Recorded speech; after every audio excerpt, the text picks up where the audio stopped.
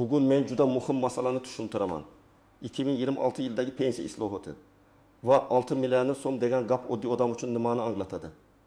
Bu mavzu faqat pensionerlar uchun emas. Bu bugun ishlayotgan, ertaga pensiyaga chiqadigan.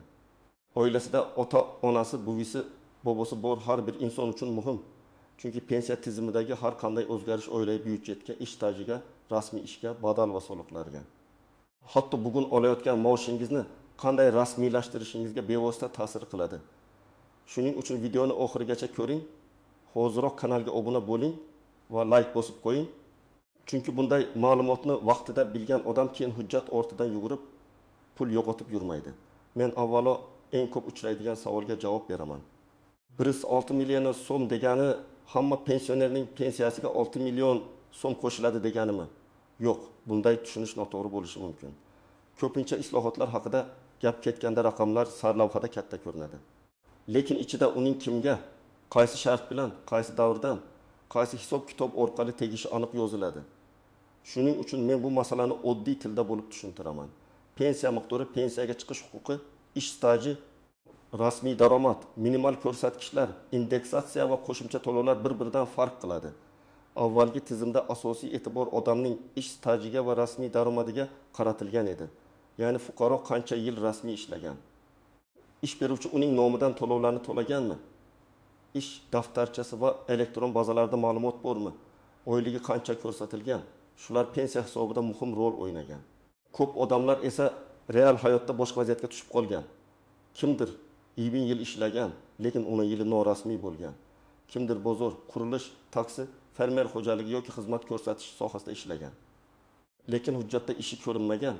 Kimdir maoshining bir qismini konvertda olgan, rasmiy qismi esa juda past ko'rsatilgan. Natijada pensiya yoshiga yetganda odam men butun umr ishladim-ku deydi. Lekin tizim hujjat qani? Rasmiy staj qani? Badal qani deb so'raydi. Endi 2026 yildagi islohotlar haqida gap ketganda asosiy ma'no shuki, davlat pensiya tizimini yanada tartibga solish, rasmiy mehnatni rag'batlantirish, pensiya hisobini adolatliroq qilish va ayrim toifalarga qo'shimcha kafolatlar berish yo'lidan borishi mumkin.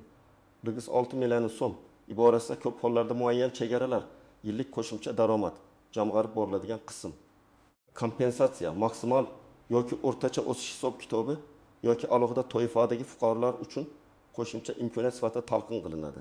Eng muhim narsa, har bir odam o'z holatini alohida tekshirishi kerak. Oldin ko'pchilik pensiya masalasini faqat pensiya yoshiga yaqinlashganda o'ylardi.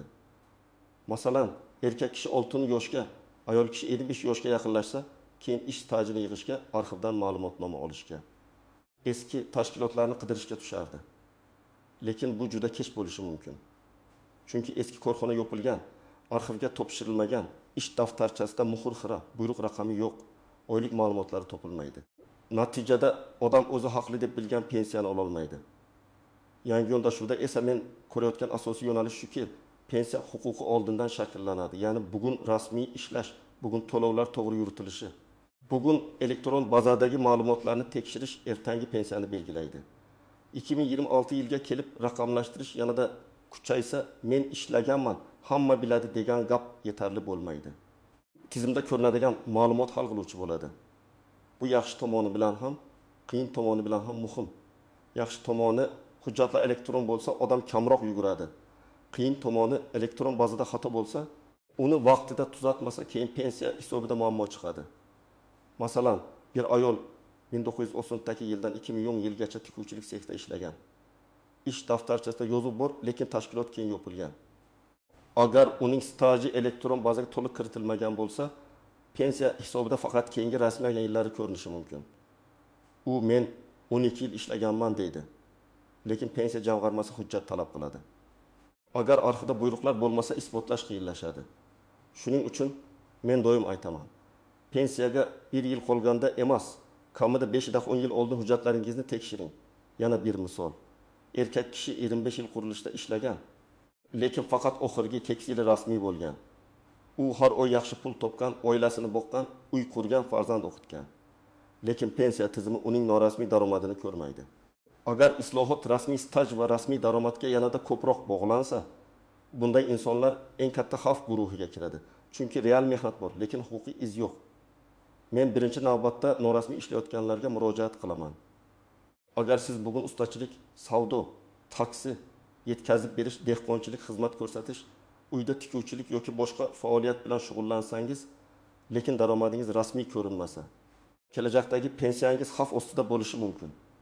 Siz hozir oyiga 6-7 million topyapman, menga pensiya nima kerak deb o'ylashingiz mumkin. Lekin 20 yildan keyin sog'liq, ish kuchi, bozor sharoiti o'zgaradi. O'shanda doimiy kafolatlangan pensiya kerak bo'ladi. Ikkinchi xavf guruhi maoshining rasmiy qismi past ko'rsatiladiganlar. Masalan, siz aslida oyiga 5 million so'm olasiz, lekin hujjatda 20 million 500 ming so'm deb turadi. Bugun qo'lingizga ko'proq pul olayotgandek tuyuladi. Lekin ertaga pensiya hisobida sizning daromadingiz past ko'rinadi. Bu esa pensiya miqdoriga ta'sir qiladi. Ish beruvchi soliqni kamaytiramiz deb sizga qulaylik qilayotgandek ko'rinishi mumkin. Lekin uzoq muddatda zarar ko'rishi mumkin bo'lgan odam siz bo'lasiz. Uchinchi guruh mehnat stajida uzilishlar ko'p bo'lganlar. Masalan, ayollar farzand parvarishi sababli bir necha yil ishlamagan bo'lishi mumkin. Ba'zi davrlar qonunchilikda stajga kiritilishi mumkin. Ba'zilari esa alohida hujjat talab qiladi. Harbiy xizmat, oliy ta'limning ayrim davrlari.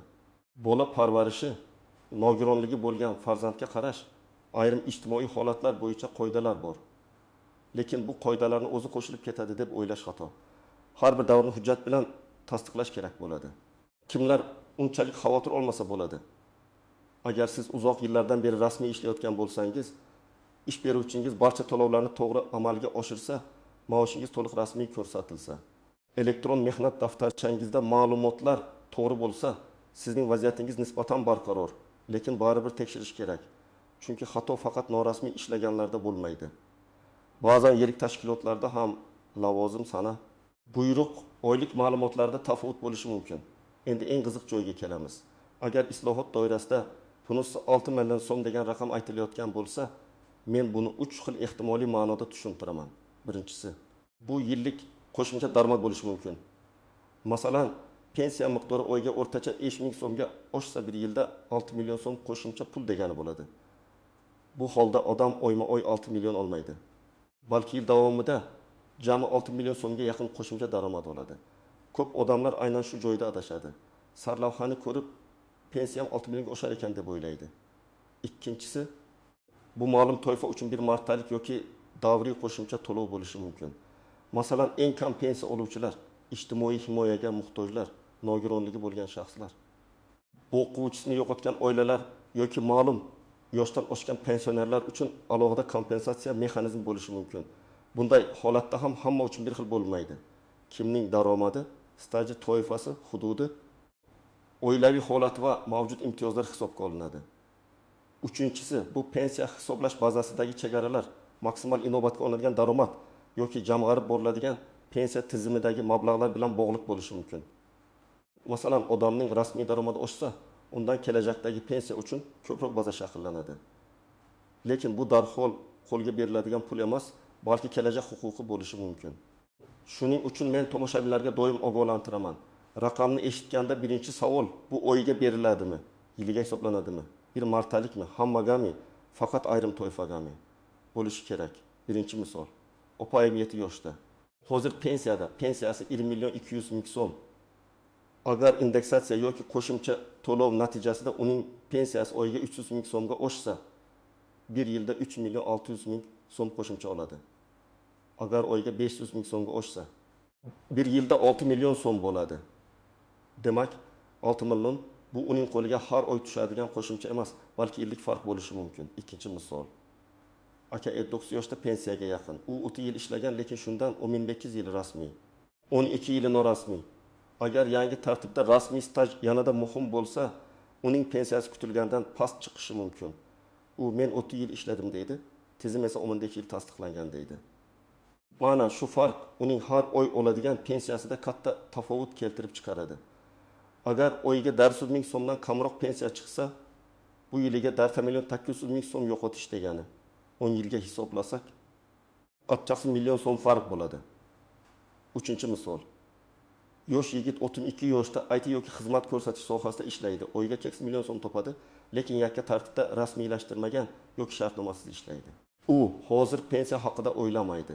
Lekin agar u 20 yil davomida rasmiy daromadini ko'rsatmasa, 50 yoshdan keyin hujjat yig'ish bilan staj yaratib bo'lmaydi. Pensiya tizimida kecha ishladim, bugun yozib qo'ying degan narsa yo'q. Har bir yil o'z vaqtida rasmiy iz qoldirishi kerak. 4-misol. Ayol kishi farzandlari bilan uyda bo'lgan, keyin 15 yil maktabda ishlagan. Uning farzand parvarishi davrlari ishga kirgan chiqqan sanalari. Mehnat shartnomalari to'g'ri aks etgan bo'lsa, pensiya huquqi yaxshiroq himoyalanadi. Lekin tug'ilganlik guvohnomalari, ish daftarchasi, buyruqlar va elektron yozuvlarda xato bo'lsa, u ortiqcha vaqt va asab yo'qotadi. Shuning uchun hujjatlarni oldindan tartibga solish eng arzon va eng foydali yo'l. Eng katta tuzoq hamma narsani davlat o'zi biladi deb o'ylash. Yo'q, davlat bazalarida ham xato bo'lishi mumkin. Familiya o'zgargan, pasport almashgan, tashkilot nomi o'zgargan, eski hujjatda tug'ilgan sana boshqacha yozilgan, ishga kirish sanasi bilan buyruq sanasi mos kelmagan bo'lishi mumkin. Bitta harf xatosi ham arxiv ma'lumotini topishda muammo tug'diradi. Ikkinchi tuzoq, ish daftarcham bor, demak hammasi joyida degan fikr. Ish daftarchasi muhim, lekin undagi yozuvlar to'g'ri rasmiylashtirilgan bo'lishi kerak.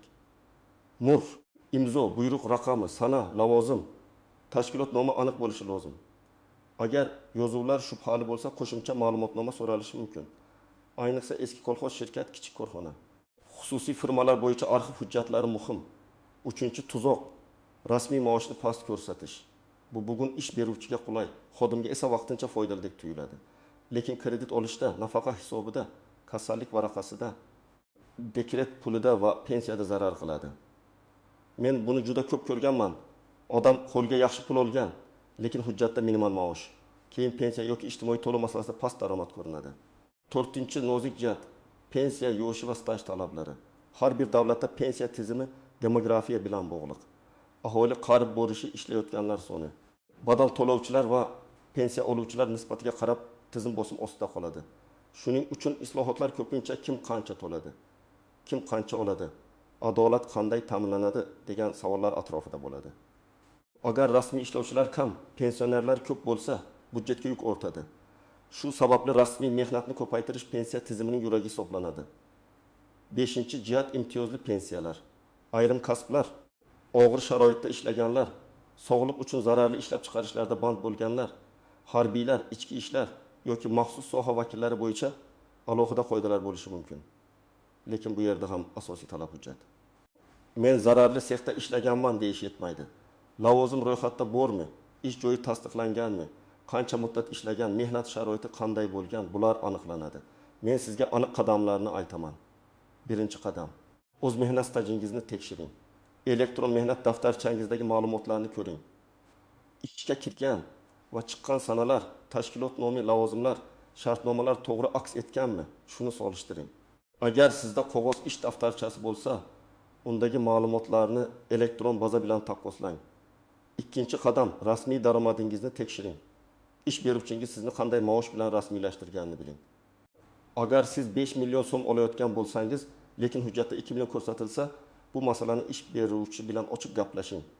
Menga bugun ham, kelajakda ham rasmiy daromad kerak deb ayting. Bu faqat pensiya uchun emas, kredit, ipoteka, nafaqa va boshqa ijtimoiy kafolatlar uchun ham muhim. 3-qadam, eski ish joylaringiz bo'yicha hujjatlarni yig'ing. Agar tashkilot yopilgan bo'lsa, arxivga murojaat qiling. Ishga qabul qilish va ishdan bo'shatish buyruqlari, oylik ma'lumotnomalari, lavozim tasdiqlari, mehnat sharoiti haqidagi hujjatlarni oldindan oling. Pensiyaga chiqish arafasida hamma arxivlar tez javob bermaydi. Ba'zan bir ma'lumotnoma uchun haftalar, hatto oylar ketadi. 4-qadam, shaxsiy hujjatlaringizni tartibga soling. Pasport yoki ID karta, stir, JSHR, nikoh guvohnomasi, familiya o'zgargan bo'lsa, buni tasdiqlovchi hujjatlar, farzandlarning tug'ilganlik guvohnomalari, harbiy bilet, diplom, mehnatda daftarchasi, nogironlik yoki parvarish bilan bog'liq hujjatlar alohida papkada tursin. Hujjatlarning skaner nusxasini ham saqlang. Telefon yo'qolishi mumkin. Shuning uchun bulutli xotira yoki fleshkada ham nusxa bo'lsin.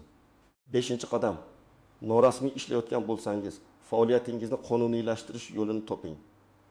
Yakka tartibdagi tadbirkorlik, o'zini o'zi band qilish, mehnat shartnomasi, fuqarolik huquqiy shartnoma kabi variantlar bor. Qaysi biri sizga mosligini soliq organi, bandlik bo'limi yoki mutaxassis bilan maslahatlashib aniqlang. Maqsad bitta, Daromadingiz va stajingiz tizimda ko'rinsin. 6-qadam. Pensiya jamg'armasi yoki davlat xizmatlari markaziga murojaat qilishdan tortinmang. Mening stajim qanday ko'rinmoqda? Qaysi davrlar tasdiqlanmagan? Qaysi hujjatlar yetishmayapti deb so'rang. Murojaat yozma bo'lsa yanada yaxshi. Chunki yozma javob keyingi harakatlar uchun asos bo'ladi.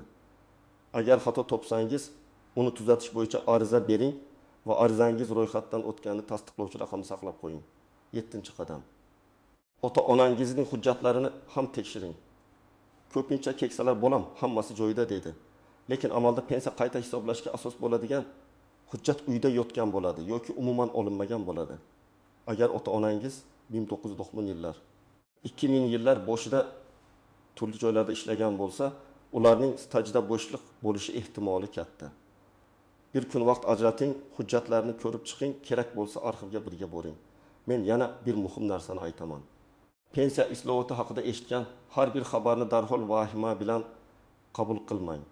Internetda ko'p sarlavhalar shu uchun yoziladi. Hammaga 6 million beriladi. Pensiya yoshi birdan o'zgaradi. Stajsizlarga ham katta pensiya kabi gaplarni ko'rsangiz, manbasini tekshiring. Rasmiy hujjat, qaror, farmon, vazirlik yoki pensiya jamg'armasi izoh bormi? Shunga qarang. Men ekspert sifatida aytaman. Pensiya masalasida bitta noto'g'ri ma'lumot odamni noto'g'ri qaror qabul qilishga olib kelishi mumkin. Agar siz pensiyaga yaqin bo'lsangiz, eng xavfli xato ishdan erta chiqib ketish. Ba'zan odam baribir pensiyaga o'z qoldi deb rasmiy ishni tashlab, norasmiy daromadga o'tadi. Lekin oxirgi yillardagi rasmiy daromad va staj ayrim hisob-kitoblarda muhim bo'lishi mumkin. Shuning uchun pensiyaga chiqishdan oldin mutaxassis bilan maslahatlashmasdan keskin qaror qilmang. Yana bir jihat, pensiyani qayta hisoblash imkoniyatlari. Ba'zi pensionerlar qo'shimcha hujjat topsa, staj yoki daromad bo'yicha qayta hisoblash so'rashi mumkin. Lekin bu ham avtomatik emas. Ariza, hujjat, tekshiruv kerak bo'ladi. Agar sizning pensiyangiz juda past bo'lsa, shunaqa ekan deb yuravermang. Sababini biling. Staj to'liq inobatga olinganmi? Daromadlar to'g'ri hisoblanganmi? Imtiyozlar qo'llanganmi? Tekshirtiring. Demak, 2026 yildagi pensiya islohoti va 6 million so'm degan gapni to'g'ri tushunish kerak. Bu hammaga har oy 6 million so'm qo'shiladi degani bo'lmasligi mumkin. Bu yillik qo'shimcha ma'lum toifa uchun to'lov, indeksatsiya natijasi yoki pensiya hisobidagi yangi mexanizm bilan bog'liq bo'lishi mumkin. Eng muhim xulosa shuki, sizning kelajakdagi pensiyangiz bugungi rasmiy stajingiz, rasmiy daromadingiz va hujjatlaringiz tartibiga bog'liq. Men sizga tavsiya qilaman, bugunoq mehnat stajingizni tekshiring, rasmiy maoshingizni aniqlang. Eski ish joylaringiz bo'yicha hujjatlarni yig'ing, ota-onangizning pensiya hujjatlarini ko'rib chiqing va kerak bo'lsa pensiya jamg'armasi yoki davlat xizmatlari markaziga murojaat qiling. Pensiya masalasida eng katta yutuq vaqtida harakat qilish. Sizningcha 2026 yildagi pensiya o'zgarishlari oddiy odamlar uchun foydalimi yoki qo'shimcha qiyinchilik tug'diradimi? Fikringizni izohlarda yozib qoldiring. Agar video foydali bo'lgan bo'lsa, like bosing, yaqinlaringizga ulashing va kanalga obuna bo'ling. Chunki men bu kanalda sizga pul, huquq, pensiya, ijtimoiy to'lovlar bo'yicha eng muhim ma'lumotlarni oddiy tilda tushuntirib boraman.